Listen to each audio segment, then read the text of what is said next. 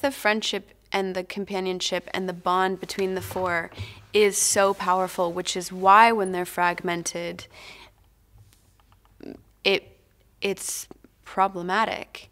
That bond sort of, but when they are those four together, when they're a gang, they can kind of do anything.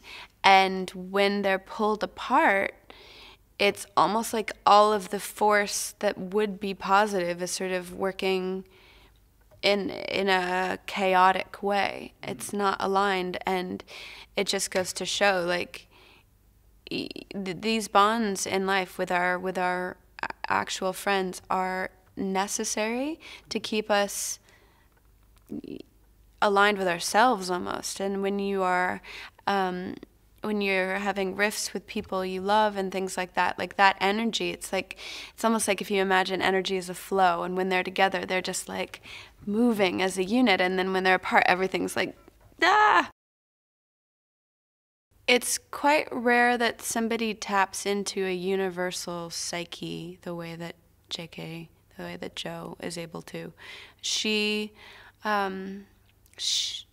She's one of the preeminent storytellers of our time, and human beings have always needed storytellers to make sense of existence. So, mythology, and you have archetypes and fairy tales and things like that. That's the way that we learn how to navigate life. And she delves into deep subjects. She doesn't just stay on the surface. You could with magic just have fun with all of the spells and all of the just wonderful light things, but she also delves into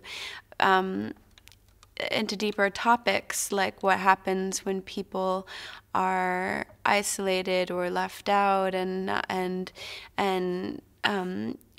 made to feel wrong for who they are, and what can arise out of us, or segregation or fear of the other. Like, these films really deal with that. First of all, I was very excited that we were going to Paris. It's obviously exciting because it's Paris in the 20s, which is ideal. And